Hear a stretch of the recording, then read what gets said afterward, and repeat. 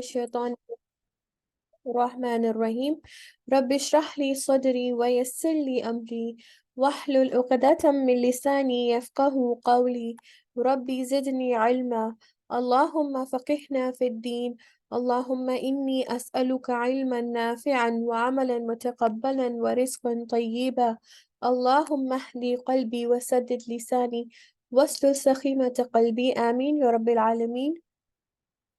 بسم الله الرحمن الرحيم. Ayah number 163 of Surah Al-Baqarah. So the previous ayat, we talked about the people who hide the truth, basically the people who hide the Quran and Sunnah, and there were various reasons how they hide the Quran and Sunnah. Either they did not learn, they did not spend their lifetime learning or knowing about it, they didn't bother, or the other reason was that the knowledge was not in action. And both are wrong. And actually this really connects back to the surah that we recite every single day, right? In our salah, Surah Al-Fatiha, right? So we ask Allah to not make us غير مغضوب عليهم ولا الضالين. We do not want to be among those who gained Allah's anger. So there were two categories of people that are in the world, right? So two category of people that receive that are in the negative. The first category are people that receive Allah's anger. And who are these people that despite having the knowledge, they did not put it into action? And the main example that we see from the Quran and from the history is of the Bani Israel, the Jews. And then there were a second category of people, the Dallin, the people who chose to remain in ignorance, right? So we ask Allah to be among an'amta alayhim, those people who Allah He bestowed His favor upon, the prophets, the righteous people, the people who got the opportunity, who chose this path to gain the knowledge and to apply them. So here Allah, and Quran, the beauty of Quran is that to explain the Quran, to explain one part of the Quran, we do not need other things. The Quran itself explains different areas of itself, right? So even like the Surah Al-Fatiha, different surahs can explain this ayat. And here where Allah is sending curse upon people who hide the knowledge, right? It connects back to the two types of people that Allah doesn't like, right? Who are not in the good category, the people who either they choose to be ignorant because they're too busy, right? Quran and the way of Islam is not their priority, or those people who learn the Quran but for various reasons don't apply it, okay?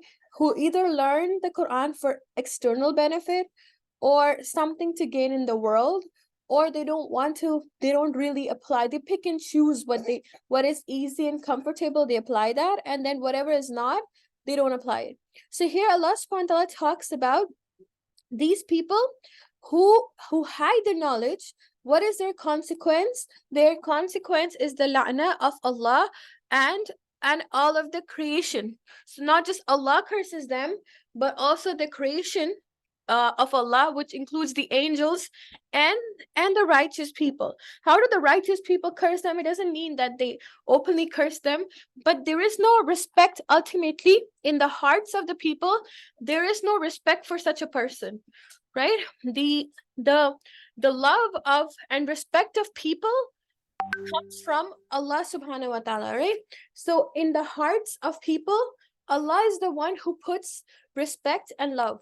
So such people, they do not, end of the day, they ultimately give up the deen for people, but in the end, sometimes it's children, sometimes it could be various people in a person's life, and they give up deen for that particular people, and then end of the day, even those people leave them because of the la'na of Allah. Okay, so here in the next ayah, ayah number 163, which we did last week, Allah tells us, introduces us the basic tenet of our deen. If you're going to follow the deen of Allah, or you're going to lead others to follow the deen of Allah, what is the first thing you will tell them? Or what is the first thing you would apply in yourself? Wa ilahukum ilahun wahid. Your Rabb is the only Rabb. What is ilah? The meaning of ilah is the one, the entity, or the being that a person loves the most, follows the most, okay, and the one who deserves to be worshipped out of everything. That is the meaning of ilah. And we say la ilaha illallah, right? That means my worship, my love, my respect, who deserves it the most? Allah. Okay, so la ilaha illallah wa ilahukum ilahun wahid. He's the only, Allah is the only Rabb that deserves to be worshipped. Okay, so we should understand the meaning of the word ilah. Okay, ilah is any entity or being that deserves to be loved and respected and worshipped the most. Okay, so here Allah is telling us that the basic tenet, the main thing about our deen, and it's also when our 5 pillars of Islam, they began, the first is shahada, right?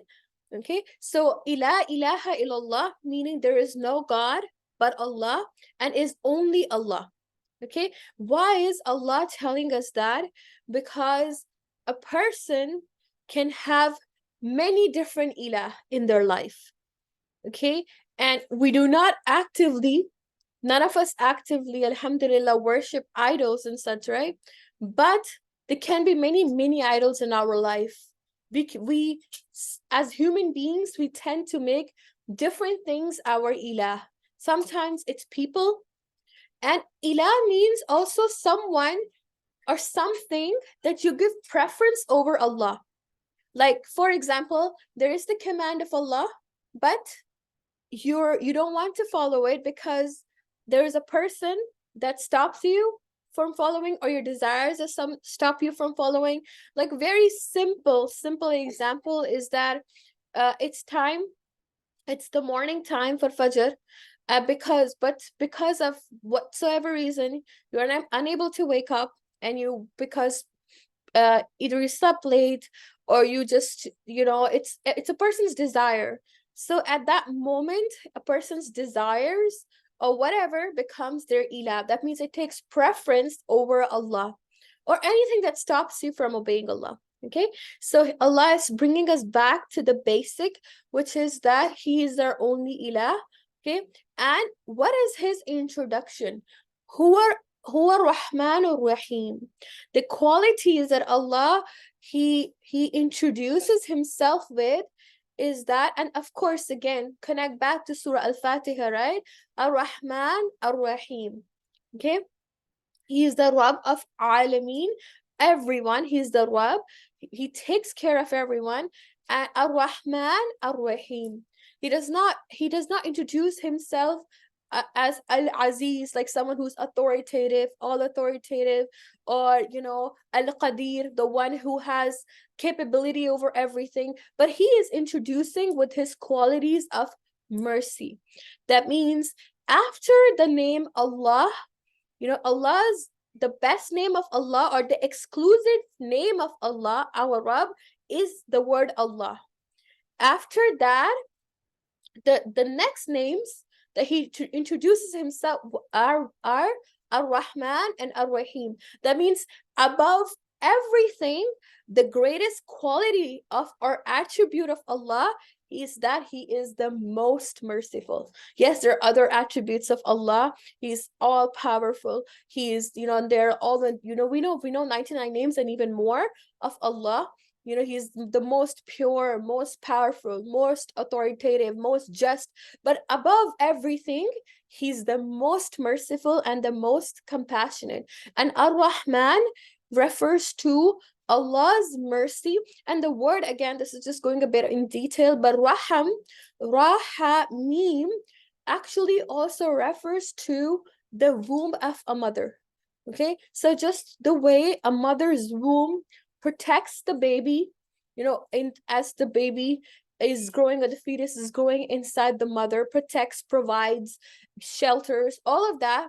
So the word raham also refers to that, just shows Allah's mercies, Allah's mercy, Allah's closeness, how close Allah is to his servant and his creation.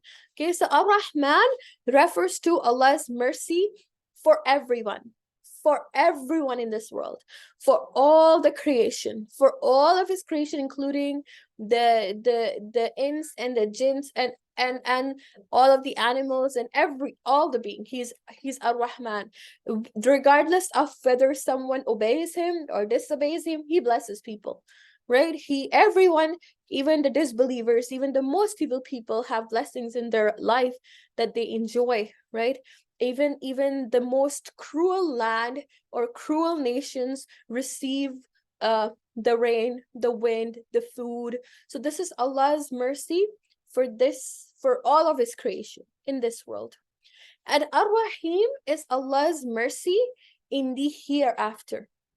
And this mercy of Allah is reserved for only specific people in the hereafter, who are his most loyal, his most obedient servants, which are the believers. Okay, so this is the difference between Ar-Rahman and Ar-Rahim. Ar-Rahman is Allah's mercy for all his creation, the animals, the birds, the microorganisms, the plants, and the things that we don't even think about, and things that we don't even know about. Okay, so that's Allah's mercy for everyone. Allah provides for everyone. And Ar-Rahim is Allah's mercy exclusively who will experience it, the believers, on the day of judgment. And entering Jannah is again also from the mercy of Allah.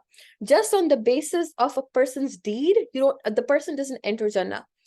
We do good deeds to please Allah, and we enter by pleasing Allah. We hope to get his mercy to enter Jannah. Okay, so a person enters the Jannah also through Allah's mercy. Now it is said that Allah, the mercy that he shows in the world, it's only one part, and 99 part is reserved for the hereafter. So all the goodness that we experience in the world, all the blessings that we have in the world, that is only one part of Allah's mercy. 99% of it is reserved for the hereafter. So imagine the amount of mercy that Allah subhanahu wa ta'ala has for a believer, right? And a small example of that, from, of course, the things of the Day of Judgment, they're all from the ghaib, but we know some of it from the hadith of the Prophet. So, for example, when a person, Allah will look at the prayers of a person, the salawat of a person, the obligatory or the fard salah. If a person lacks in that, then Allah will bring the sunnah prayers, the voluntary prayers. So, and if a person lacks in that, then Allah will bring the nawafil, okay, the extra prayers. So just to compensate, he would do anything and everything as a part of his mercy to take that person, the one who really tried in this world, towards his Jannah. And then how do we get an introduction of our Rabb? An intro to our Rabb is through two things. How do we know about the existence of God, right? There are two signs in this world. Kauni means the signs in the universe around us, right? Inside us, within us, in our bodies and things around us, universal signs, and Shara'i, the signs in the Quran. So these are two signs, or how a person can recognize their Rabb. So here Allah talks about the universe, the signs in the universe. Okay. Inna fi khalqi samawati wal ard, indeed in the creation of the samawat and earth, and the skies or the heavens and the earth. And so this is the sign of Allah's Allah's lordship or his authority, that no one can control the heavens and the earth. Okay, وَاخْتِلَافِ اللَّيْلِ وَالنَّهَارِ, and in the changing of the day and night. No one can control when the day comes. No one can control when the night comes. No one can control the length of the day or the night. Okay, so this shows how the lordship or the ownership of Allah on these things. وَالْفُلْكِ الَّتِي تَجْرِي فِي الْبَحْرِ, and the ship that sails on the sea. Okay, and again we spoke about how, while Allah subhanahu wa ta'ala mentions the ship, because this is a miracle of such a heavy vessel to be able to float on the sea. When a coin or a needle, if you throw in water, it's going to sink. But just the scientific, yes, we give the example of science, but who has brought the existence of science? Allah subhanahu wa ta'ala, right? So all the scientific facts exist because of Allah. So he causes all the forces and the shape and how things are able to float on the water. And bima yanfa'un nas. So this ship, it benefits people. How? Because it can transport like tons and tons of material around the world. Okay, even like you cannot take that much weight on an airplane, how much you can take on a ship, right? And the shape of the ship and the manufacturing in the way it sails, this is from the sign. And it's not just a ship sailing, right? How different forces are involved, and not the water, the wind, how all of this assists the ship to sail on the sea. Okay, وَمَا أَنزَلَ اللَّهُ مِنَ السَّمَاءِ مِن مَاءٍ. Okay, and the water that Allah causes to come from the sky. Okay, so this is all the cycle, the water cycle. Okay, what does the water do? فَأَحْيَا بِهِ الْأَرْضَ بَعْدَ مَوْتِهَا. The water gives life to the dead earth after, like بَعْدَ مَوْتِهَا, after the dead land, after it's dead. Basically, the water is the one that transforms a land. A barren land becomes full of vegetation. Okay, and again, no one can control rain, right? And no one can control the winds. So this is, when a person looks at these examples, that reminds them of a greater power at work, right? That reminds them how powerful and how great Allah subhanahu wa ta'ala is. And when then in places, a person really recognizes the blessings when they lose it, right? Normally things are going on, everything is great, people don't really think about it. But sometimes when it's too hot, when there's not been rain for a long time, you start thinking, right? Okay, it's way too hot, it's not rain for quite some time. Or if there is no vegetation, there is no harvest, right? People who really were dependent on it, right? Why there is so much uproar about the whole climate change and different policies and blah blah. Why? Because people get worried, what if we run out of resources? But of course, who's in control of the resources? Allah subhanahu wa ta'ala. Who's in control of all of this is Allah. Okay, so وَبَثَّ فِيهَا مِن كُلِّ دَابَّةٍ, and Allah caused the spreading of every kind of animals, right? So this is the animals that add again to the food cycle that we have, and also they produce it produces variety on the earth. It's a part of the beauty of the earth. Okay, so these are all signs of Allah tasrifir riyahin, and he causes the movement of the winds. What do the winds do? Was sahabin, and the winds, they squeeze musakhari bayna samai, they cause the clouds to squeeze. Okay, so they all work in harmony. Wal ardi la ayatin liqawmi yaqilun. These are all the signs for people of understanding, the people who comprehend, the people who ponder, right? And also another thing to notice here is so many things are at work, right? For us to be able to, let's say, even enjoy a breakfast or meal, so many things are at work, right? So many creations of Allah are at work to make this happen. We don't even have to worry about the wind.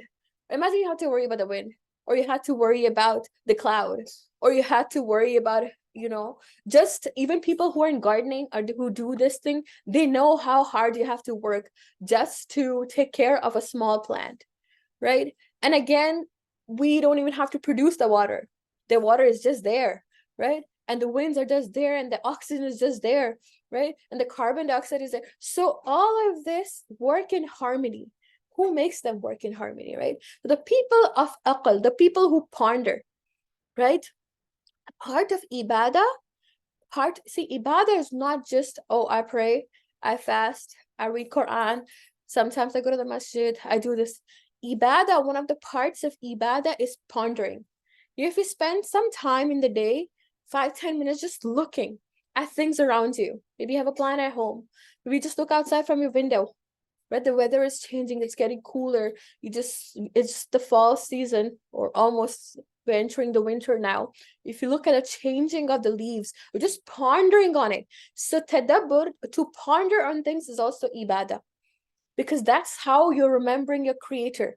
And actually, the knowledge of the Quran is incomplete without pondering. You need to apply this. You need to look at the things. Take some time out. And as students of the Quran, as students of knowledge, we have to start thinking differently from other people, right? So the people who are involved in the race of this world, you take some moments to see. And tadabbur also includes, for example, thinking about what's happening in the world right now, right? For us, for a believer, okay, لِقَوْمِ يَعْقِلُونَ, for the people who think, okay, for them, the events of the world are just not events. They think, they connect with themselves, okay? So it gives them a different perspective compared to other people, okay? The next ayah number 160. Sister, what do you mean by ponder? Okay, so sorry. Can you mute? Okay, Jazakallah khair. Okay, so ponder means to think about something, like critically, like to think about something over and over again, like why. For example, you look at a plant, right? We all look at plants. We pass by them. We're traveling in the car. We going inside our house, or sometimes we have indoor plants and stuff. So they're just there. Okay, yeah, they're pretty. They're all there. So for someone who ponders, it means they'll sit around, they look at it, they'll admire, let's say, the shape of the leaves or the color of the leaves. That is called pondering. Basically, detailed thinking. Like you take some time to actually think, oh, look at the green color. Like subhanallah, Allah made the green color so beautiful. It's so refreshing, right? How did the green color just come, right? So Allah made then a person connects, oh, Allah made so many colors. Actually, like then you realize, oh my God, I actually don't sit and think about colors. Like how, if there were no colors in the world, how would the world feel?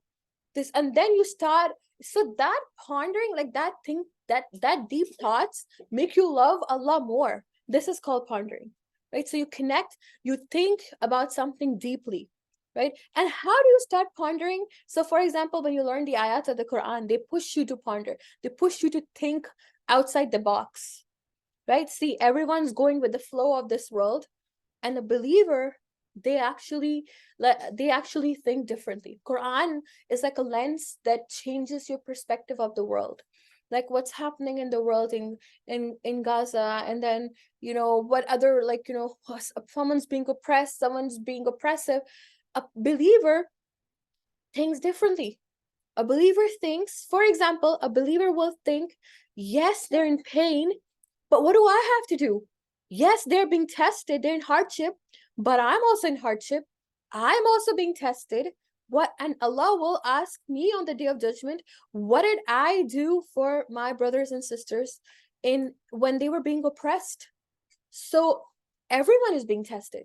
right? So this is called critical thinking. Like, you think differently.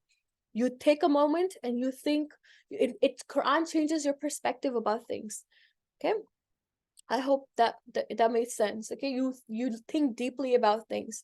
You go beyond the superficial, like, thinking, which everyone looks at, right? Yeah, that's great. That's a sky, great. That's the moon, great. It's sun, great. It's hot, it's cold. No, you think deeply. Why is it cold? Why is it hot?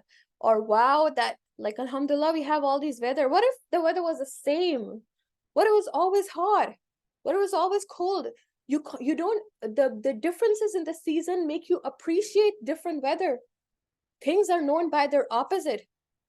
When you have hot, you know what's cold. When you have cold, you know what's hot. So these things, when a person thinks like that, like, subhanAllah, there's so much that Allah has blessed a person with, the human beings, the creation.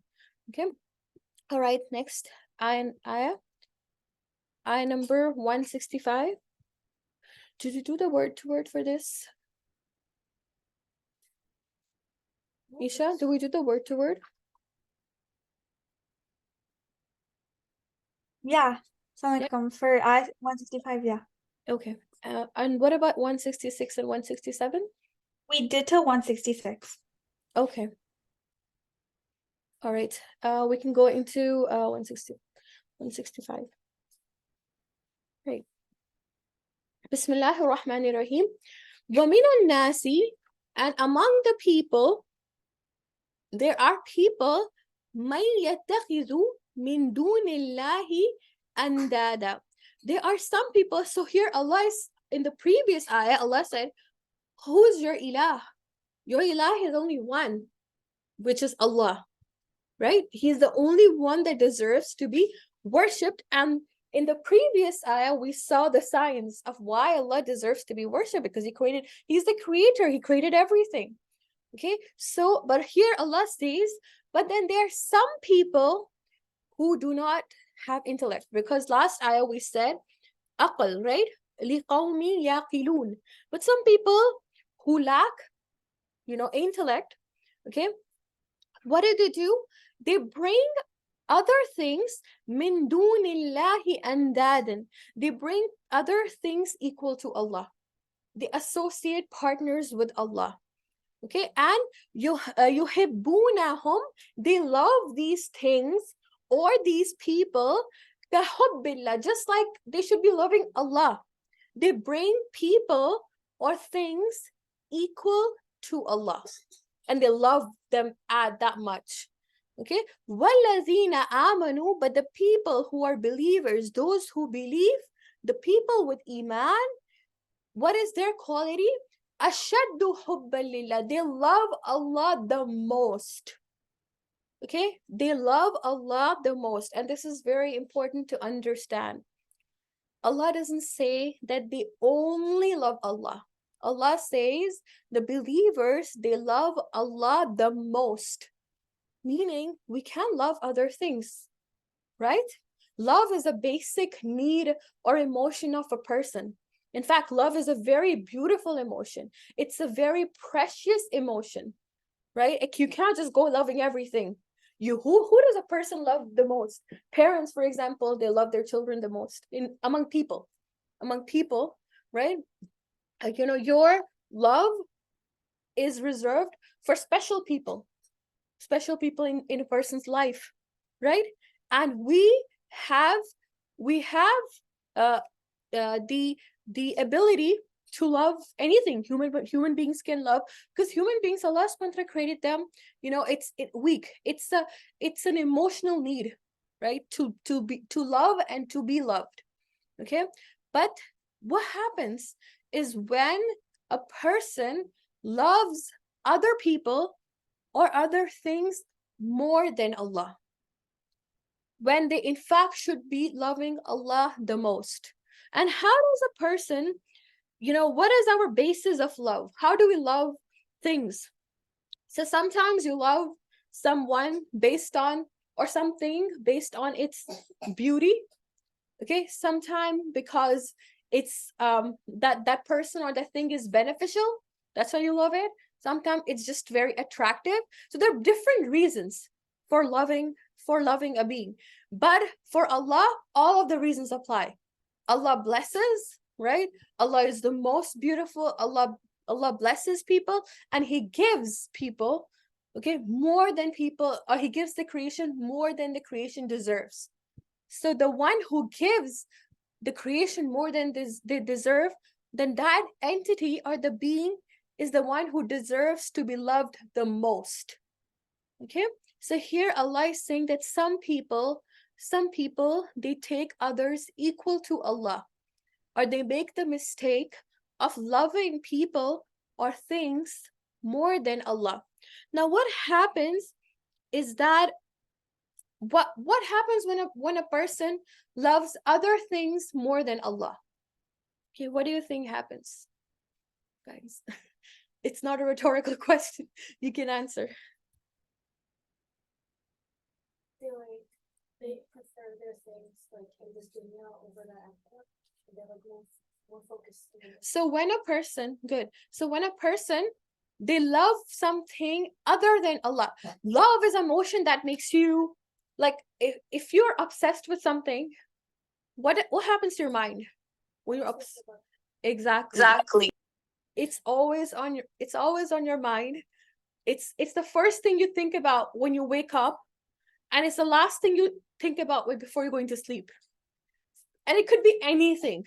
It could be anything. Some person could be obsessed about their career.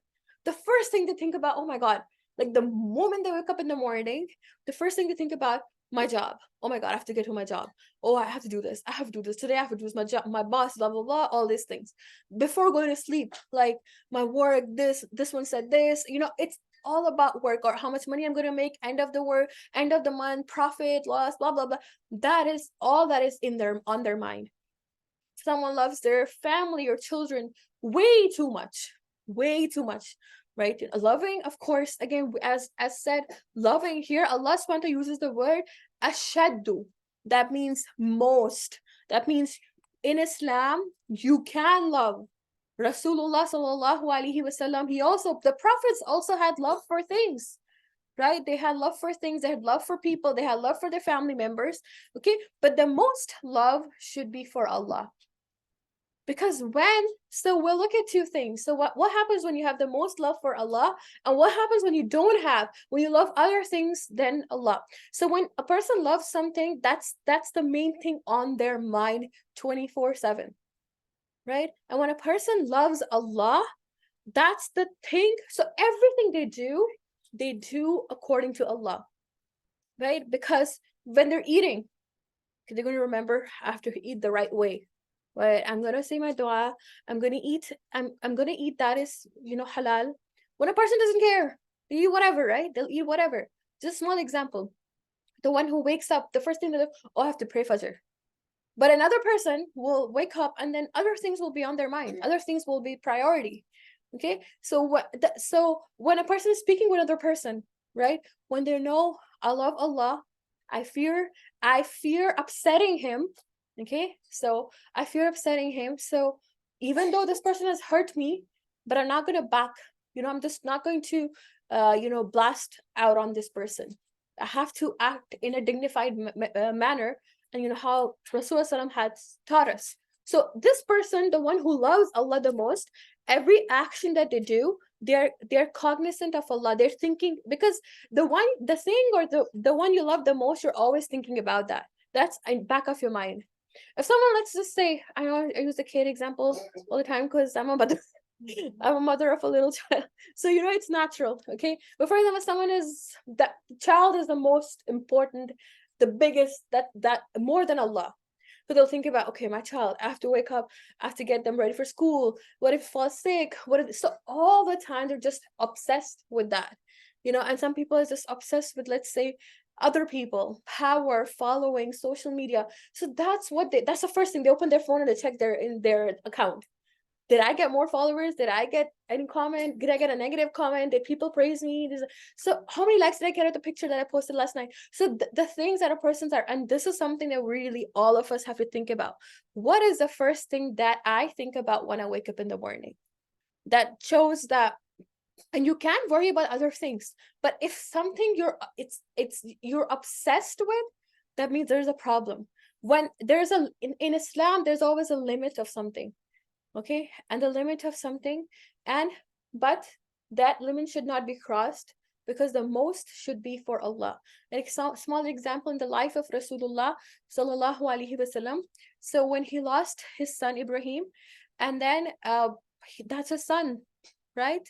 And he was crying. Tears were coming out of his eyes. That shows that he loved his son, right?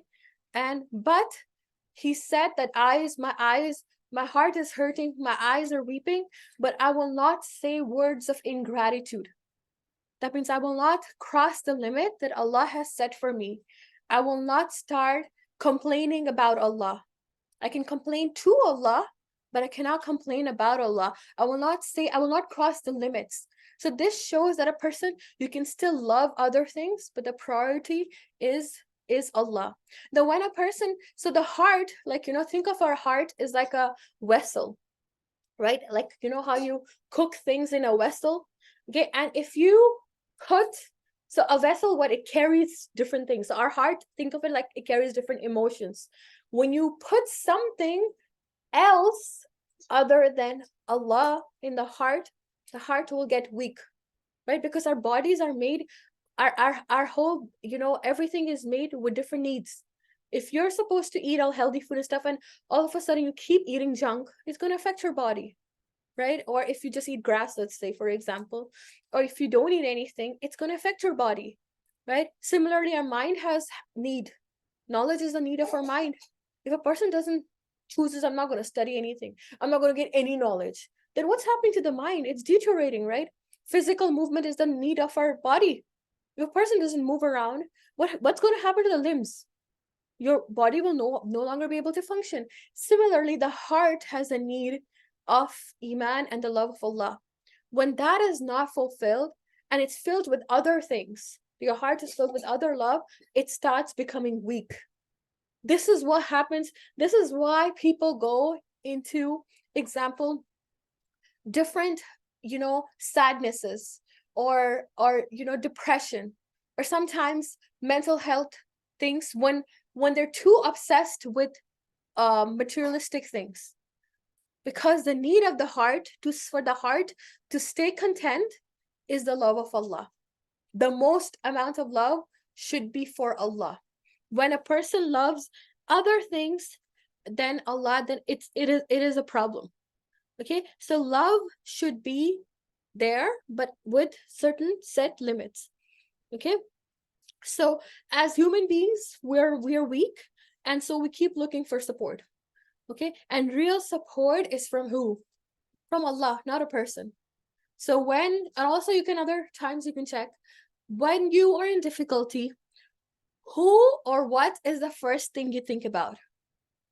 Do you think about, and again, there is nothing wrong with seeking help from people, but ultimate help is from Allah. You make dua, and how will Allah help too? Allah also helps through people, right? He makes ways through people. You are, for example, you just lost a job, you need a job, you need the money, for example, you pray to Allah, so and so person randomly gives you a call, and somehow this money is coming to you, or you're getting hired, or something like that.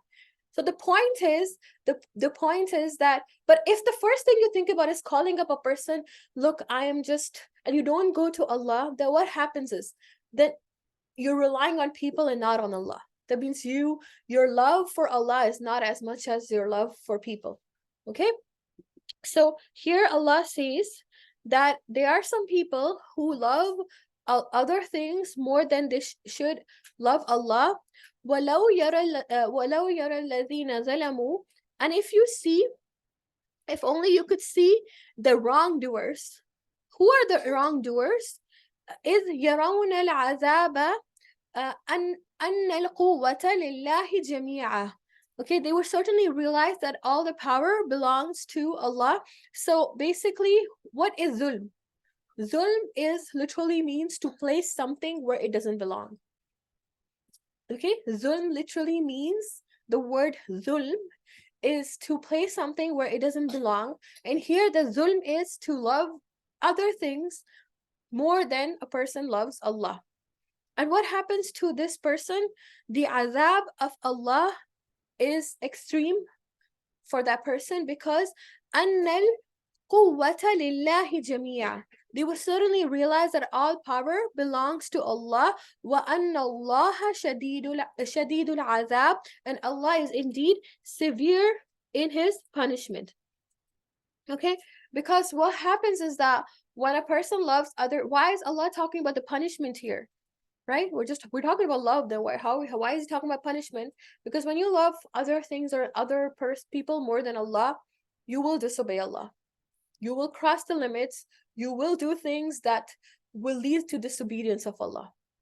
And that's why that person will. So Allah, because of Allah's rahmah, Allah is Ar-Rahman and Ar-Rahim, right? As He described Himself in the previous ayat. So because of He cares for the human beings. So He gives a direction to us. People, you can love other things. You can love other people, but not as much as you should love Allah. And Iman, the one with Iman, they love Allah the most. They think of Allah the most.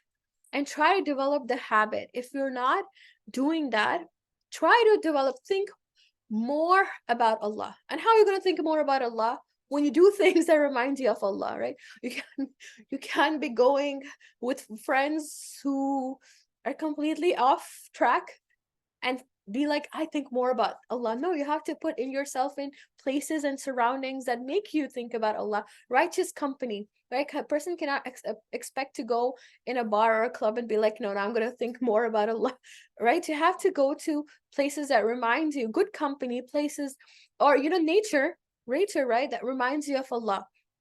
Okay, and develop this habit. The more you'll remember Allah, the more Allah will become number one for a person.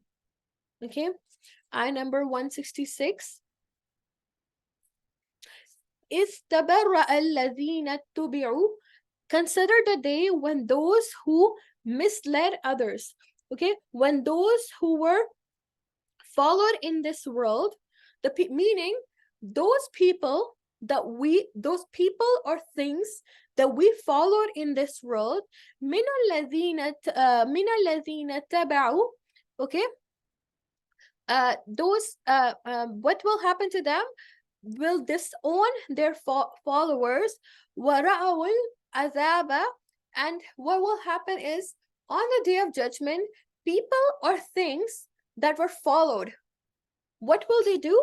They will disown. They will show no interest. Like, for example, someone was obsessed with a person. Like, just like, even another example, like when people get involved in relationships, relationship, there is certain boundary, right? With opposite gender being involved before marriage, okay? And, meeting and talking without any person presence, alone, it's wrong, right? And it can lead to haram. It can lead to, a big sin, right? But, some people, they become obsessed and they're in love and everything, right? But while you're involved with another person of an opposite gender in a wrong manner, what is happening? You're getting displeasure of Allah. You're accumulating sin. On the day of judgment, the one you were obsessed with, in love with, you were, willing to leave. Sometimes people disobey parents. They go against parents. They behave in a very, very bad way because of certain relationship or this and that. And so they have done multiple disobedience, not just disobeying Allah, but also, did many different major sins, right? And what happens is, on the day of judgment, Allah says, these people will disown the other one. Be like, I don't know you. Because on the day of judgment, it's nafsi nafsi. Everyone will be for themselves. The people, for example, for the whole life, some parents, they give up everything for the children, to the point to provide certain level of comforts and luxuries to the children. They even disobey Allah and get involved in, let's say, wrong methods of earning money. And when they do that for the children, Sometimes in dunya also the children leave them, sometimes, but in the akhirah the children will run away. And you know, the ones that you do everything for, they will disown you. Okay? وَتَقَطَّعَتْ بِهِمُ الْأَسْبَابِ. And what will happen? Their bonds will be cut off. That means no one will help each other on the day of judgment. Okay? So what will happen is that no one will come and rescue, even if you love someone so much. If a child loves the mother so much, mother loves the child so much, and what will happen? What the children, the parents, everyone will run away from each other on the day of judgment, because it's a day that everyone's responsible for themselves. So here Allah is just reminding, yes, you can love, but just be cautious of that. The person you love the most, or the thing that you love the most, is going to run away from you on the day of judgment. What's going to be with you on the day of judgment? Only your actions, only Allah. That's the only thing going to be there with you. In fact, you know, even shaitan will run away from people on the day of judgment. It's also his day, right? Even he is going to Jahannam. Even he is. So what is, you know, in Surah Al-Hashr, Ayah 16, what does shaitan do? كمثل الشيطان إذ قال للإنسان. So he says to people, ukfur. You know, in dunya, shaitan says, come and sin, disbelieve. Okay? فَلَمَّا كَفَرَ. When the person commits disbelief, when a person disbelieves, does all kinds of sins, قَالَ. He says, what will shaitan say on the day of judgment? Inni bari'un. I am not related to you. I didn't make you do the sins. You did it by yourself. Okay? And so basically what we learned from this, even shaitan, he will dissociate himself from people. He'd be like, I just whispered. I didn't come and hold your hands and make you hurt people, make you kill people, make you do this. I just whispered. You had your own choice. And yes, human beings have a choice. We have a choice to follow right and wrong. Right? So when shaitan will disassociate from people, then imagine other people and other things, right? So here it really puts our perspective. These ayat, they really put our life, everything into perspective. Is that who do we love the most? We can love everything. We can love different things. Of course, love like correct things in our life. Love other people. It's a beautiful emotion, and also know that love is it's a precious emotion. It's not something that you just waste on anything. You have to be careful. Believer is careful who they love. What kind of people do you love? What kind of people do you like to be with? What kind of things that you love, right? You know, how much is love for material too? You have to evaluate. And number one should be Allah, that you love the most, inshallah. All right, we will end our class here on this ayat. Okay. So I have a few announcements, inshallah. So we will be having a boys halaqah. So if you have brothers, inshallah, for young boys, or any brother, like cousins or whoever, or sons, please, it will be on November 25th with Brother Qasim. Okay, we will send out a flyer, so all the brothers are invited, inshallah, just like how we recently had the sisters halaqah. Also, for all those who attended the sisters halaqah, jazakumullahu khairan for attending. Inshallah, we'll keep having this every month, and we will release the date for the next sisters halaqah. So please, we encourage and spread the word, bring more people, encourage them to come. This is khair, this is goodness. Sometimes if you're not able to come, but someone else comes, you get the reward, right? So, and then we never know, you know, life is short, you know, in this dunya. So we have to keep accumulating. So just calling someone, people that you know, bring them, spread the word. Also, any of the brothers who would like to join the brothers tajweed class, so it's happening on Wednesdays. So again, this, I think the flyer is shared in the group, but if anyone wants to has brothers or cousins or whoever, anyone, or sons, they can come. But the main announcement is the brothers halaqah. which is on 25th of November. It's a Saturday. So it's next to next Saturday, I think, inshallah. All right. All right. Jazakallah khair, everyone. And we'll take a few reflections before we end the class. Okay. Also, boys will also have a basketball uh they will be having a basketball sessions. We will now post the flyer for that as well, where there'll be a brief reminder, plus they'll get to physically so that these are great things. People should, good company is the one that reminds you, helps to increase the love of Allah, inshallah. All right. All right. Anyone like to share anything they learned for today's class? Any reflections?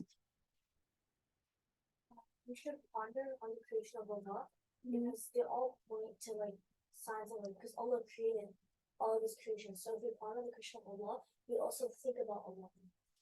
Yes. And that also increases a person's love for Allah, right? We just look at how amazing, like sometimes we even like food, right? When you taste food, how amazing food tastes, especially if you're a foodie, right? You have to just, Allah, there's just so much to admire there too. The amazing taste that Allah, the different flavors, something is sweet and salty, and then the greatest blessing, our tongue, right? It can, we cannot just talk with our tongue, but we can taste. And imagine when the person is sick, what happens to the taste? It's completely disoriented, right? But when you're healthy, you appreciate. You can taste the sweet and the salt, and so this is all part of that makes you appreciate and love Allah more, right? Yes. What like in this life, we may have someone that is always there for us, Mm. can always help us. When we're struggling, we can ask them for help. But we should understand that on the day of judgment, no one can help us. And that in this life, we should prioritize like remembrance of Allah, so that we always have Him in our mind, because that's a very important thing. Yes. Yes. Right. So ashaddu. So never have like any misconception that someone who is religious cannot love anything, or they're very strict. Rasulullah SAW was the most compassionate. He was the most approachable, right? And he was the best man to ever walk, right? So Deen should make a person very soft and compassionate and loving, but at the same time, he loved Allah the most, right? He worshipped at times no one knew about. Even though he was the prophet, was guaranteed Jannah. But you worship Allah because you love him, right? Audrika has shared in the chat, when we think about things deeply, it's a sign of us thinking about what Allah has created, which also makes us appreciate our life more, and makes us thank Allah for giving us whatever we have. Yes. So pondering and thinking about things deeply makes you appreciate things more. Yes. Okay. All right. Inshallah, we will end here. Anyone else if they'd like to add?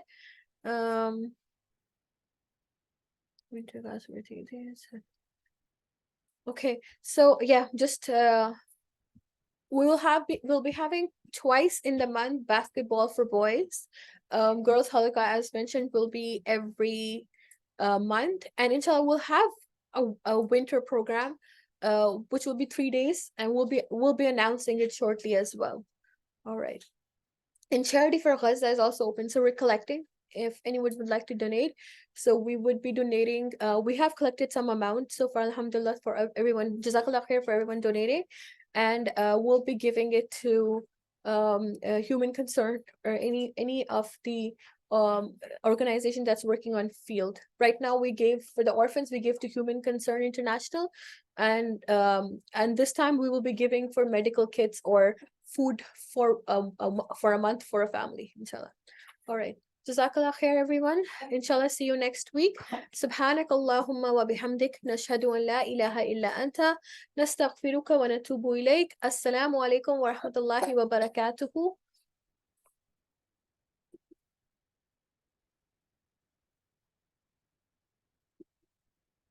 All right. See you all next week, inshallah.